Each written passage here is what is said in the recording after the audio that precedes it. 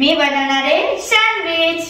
तुम्हाला आवडेल ते ब्रेडचे स्लाइस घ्या, शेजवान चटणी, मेयोनीज, टोमॅटो सॉस, बटर, चीज, ऑरिगॅनो आणि बटाट्याची भाजी।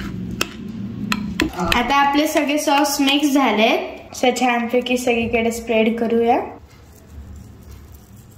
असंच सगळीकडे लावून घ्यायचं, जास्त पांढरी बाजू कव्हर करायची। थोडं इथे पण टाकू आणि थोडं इथे पण टाकू आणि प्रेस करूया, नाहीतर सगळं बाहेर निघेल जे काय लावलंय। पहिले आपण बटर लावू तव्याला। असंच आपण सगळं छान भाजून घेऊ। मला ट्रायंगल आवडतो, मोठा ट्रायंगल। यम्मी झालंय।